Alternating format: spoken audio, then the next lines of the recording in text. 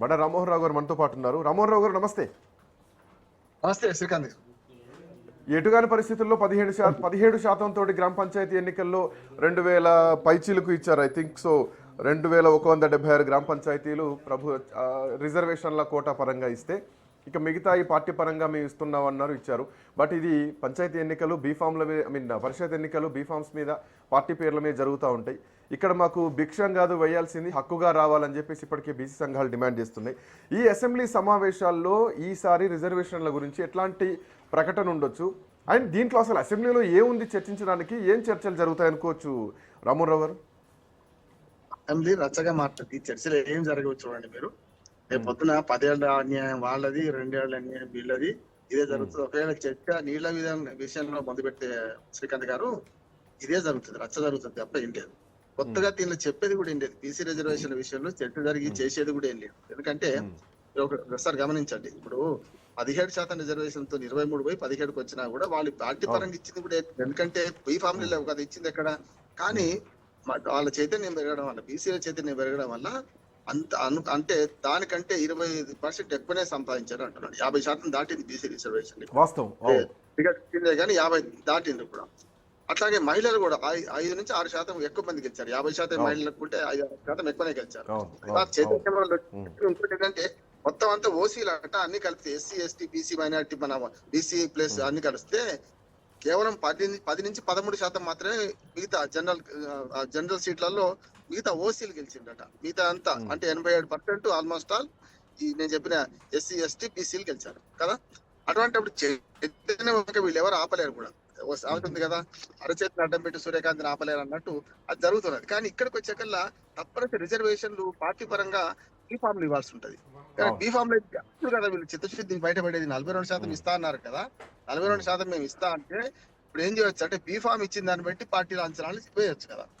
ఒకటి. రెండోది ఏంటంటే పరిష్కారం అక్కడ ఉంది, ఇక్కడ లేరండి. ఈ డెడికేటెడ్ కమిషన్ గురించి మాట్లాడారు.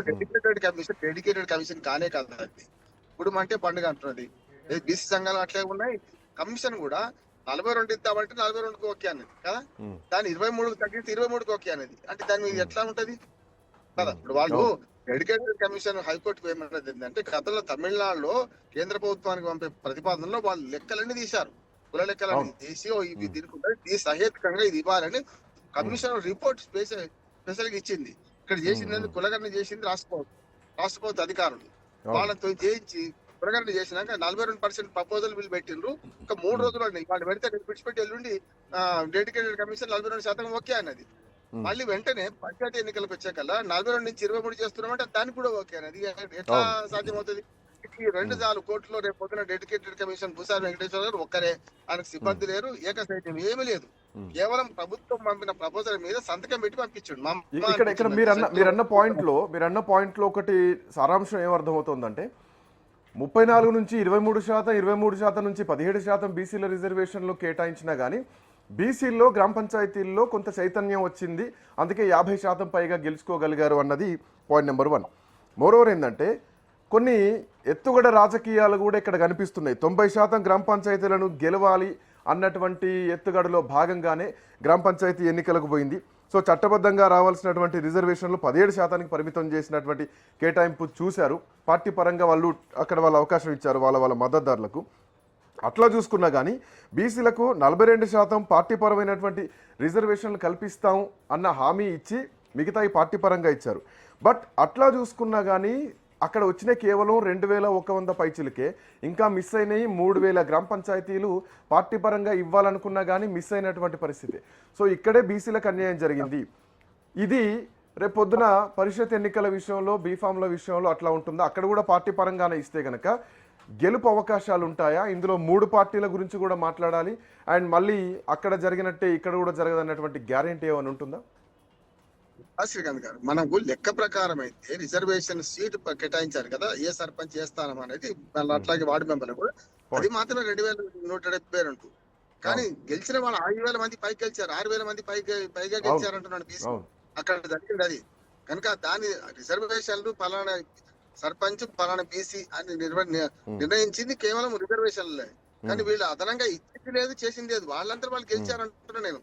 కాంగ్రెస్ పార్టీ మిగతా మిగతా స్థానాల్లో గెలిచిన వాళ్ళు కాంగ్రెస్ వాళ్ళు ఉన్నారు, బీజేపీ వాళ్ళు ఉన్నారు, టీఆర్ఎస్ వాళ్ళు ఉన్నారు, అందరూ ఉన్నారు అంటున్నారు. ఒకే పార్టీ లేదు. ఎగ్జాక్ట్లీ. కేవలం వీళ్ళు కొత్తగా ఇచ్చింది ఏం లేదంటున్నాడు. ఇప్పుడు అసలు సమస్య అసలు పరీక్ష ఇప్పుడు మొదలైంది అంటున్నాను నేను.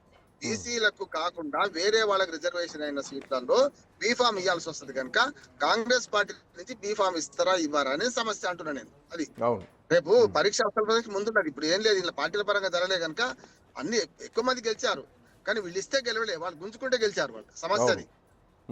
అందుకనే ఇక్కడ సమస్య ఏంటంటే రేపు పొద్దున ఈ మనం ఎంపీటీసీ జెడ్పీటీసీ ఎన్నిక జరిగితే మున్సిపాలిటీ కూడా, మున్సిపాలిటీలు కానీ కార్పొరేషన్ చైర్మన్లు కానీ మేయర్లు కానీ లేకపోతే మున్సిపల్ చైర్పర్సన్స్ కానీ ఈ రిజర్వేషన్లు కేవలం 23% ఉంటాయి.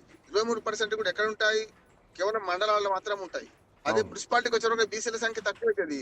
బీసీల సంఖ్య గతంలో కూడా కేసీఆర్ చేసినప్పుడు 10% వచ్చినాయి. ఎందుకంటే అక్కడ బీసీల సంఖ్య తక్కువ ఉంటది. మరి ఇంకా ఎస్సీల సంఖ్య ఇంకా తక్కువ ఉంటది అక్కడ ప్రత్యేకంగా. ప్రభుత్వం ముందున్న ఆప్షన్ ఏంటి సార్? ఎందుకంటే ఈ అసెంబ్లీ ఎపిసోడ్ ఆల్రెడీ మనం చూస్తున్నాం, మళ్ళీ అదే పాత ఎపిసోడ్ నే మళ్ళీ పాత సీరియల్ నే చూడబోతున్నాం అని స్పష్టంగా అర్థమవుతుంది. గొడవలు కొంచెం కొత్తగా అయితే ఏమో కొత్తగా వేడి పుట్టిస్తారేమో. ఏం 2018 చట్టం ప్రకారం ఇప్పుడు పాత చట్టమే కదా ఇప్పుడు సర్పంచులకి ఇచ్చిందంతా కూడా. మొన్న పుస్తకం రిలీజ్ చేస్తే తెప్పించుకున్నాను శ్రీకాంత్ గారు. తెప్పించుకుంటే ఏంటంటే 2018 చట్టం మేము రాసింది మళ్ళీ అదే వాళ్ళకు కాపీ చేసి ఇస్తున్నారు. కేవలం కవర్ పేజీ మారుస్తున్నారు ఇప్పుడు అంతే. కవర్ పేజీ మీద అప్పుడు కేసీఆర్ గారి ఫోటో లేదు కానీ కవర్ పేజీ మార్చి ఇస్తున్నారు. ఇప్పుడు అంతకన్నా ఏం లేదు. ఇది కూడా అంతే అంటున్నాడు. రేపు ఎంపీటీసీ జెడ్పీటీసీ మున్సిపల్ చైర్మన్లు మున్సిపల్ కౌన్సిలర్లు కూడా మేయర్లు కానీ కార్పొరేటర్లు కానీ అన్ని పాత పద్ధతిగా ఉంటుంది. చట్టం మారలే కదా, అదే చట్టం ఉంది కదా. మండల పరిషత్ జిల్లా పరిషత్ చట్టం ఉంటుంది, అది అట్లాగే ఉంటది, కొత్తగా ఏముండదు. రిజర్వేషన్ రూల్స్ ప్రకారం చేసింది కదా, రిజర్వేషన్ చట్టంలో పేర్కొనలేదు. బట్ ఇక్కడ పాయింట్ నుంచి ఇప్పుడు తప్పనిసరి 50% లోబడి ఉండాలి కానీ అదే అంతకు పరిమితం ఇచ్చారు. అట్లా